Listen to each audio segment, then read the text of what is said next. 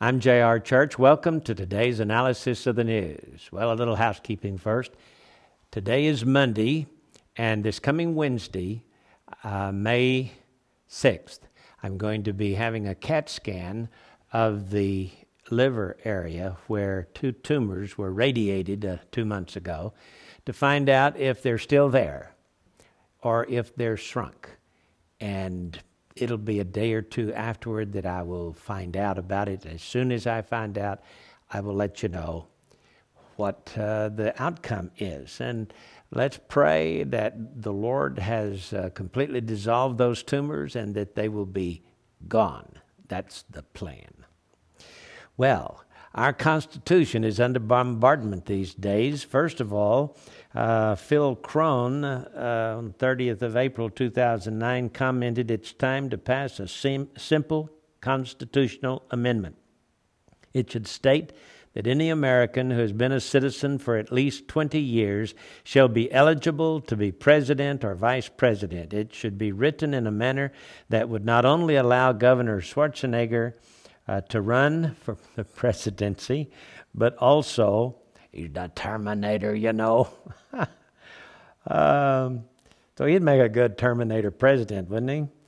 But also to completely legitimize Barack Obama's tenure, who is being accused of having been born in Kenya instead of in America. Well, that's just, talk.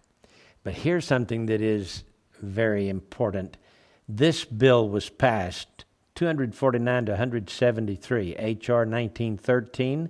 Lawmakers in the U.S. House of Representatives voted to allow the federal government to declare a harsher punishment on a crime that is, quote, motivated by prejudice. Now, you got to understand that every crime is motivated by prejudice. You know, if someone murders somebody else, it's because they hate them for some reason or another.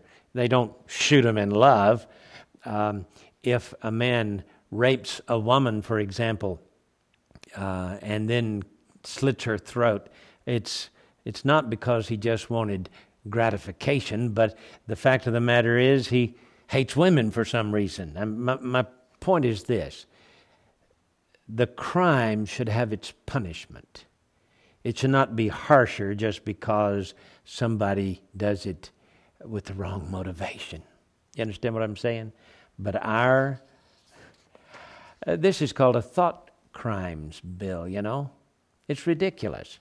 Who knows what you're thinking when you commit a crime? I say you, pardon me, I mean somebody else. But here is something that is astounding. The text of this proposal is an amendment to the Constitution to repeal the 22nd Amendment. It says, and this by joint resolution, it was placed in the House of Representatives for a vote January 6, 2009, proposing an amendment to the Constitution of the United States to repeal the 22nd Article of Amendment, thereby removing the limitation on the number of terms an individual may serve as president. Yeah, somebody wants to get rid of the two-term presidents. I mean, if he wants to serve for 4 terms or 8 terms or 20 terms, you know, just put him in there, president for life, like kings. Well, there's actually a bill. I mean, somebody really is crazy enough to put in a bill to be passed by our Congress and Senate. It says, resolved by the Senate and House of Representatives of the United States of America, in Congress assembled 2/3 of each house concurring therein, the following article is proposed as an amendment to the Constitution of the United States, which shall be valid in all intents and purposes as part of the Constitution when ratified by the legislature of 3/4 of the several states within 7 years of the date of its submission for ratification. And here's the article, quote, the 22nd Article of Amendment to the Constitution of the United States is hereby repealed. No more two-term presidents. Well, the Democrats have the vote. I don't know exactly how it's going to be ratified through the states, but hey, we had an amendment that was ratified, passed and ratified, and nobody even knew about it. during the Christmas holidays in 1913. It was called the Federal Reserve Act. If it can be done then, it can be done now. Well, here's a little report about Israel. The IDF has rehearsed for an Iranian strike over Gibraltar. While the United States is talking about a dialogue with Iran, Israel may be preparing for the second option. The Israeli Air Force planes recently staged maneuvers between Israel and the British colony of Gibraltar near southern Spain, according to the French weekly La Express. So Israel is gearing up for the possibility of a war with Iran, and this is on Monday. Well, we shall see. We shall see what happens in the days ahead. I've been expecting some kind of war to break out. I don't know when, but I can tell you we live in apocalyptic times. Are you listening? Are you listening for the shout, the sound of that heavenly trumpet?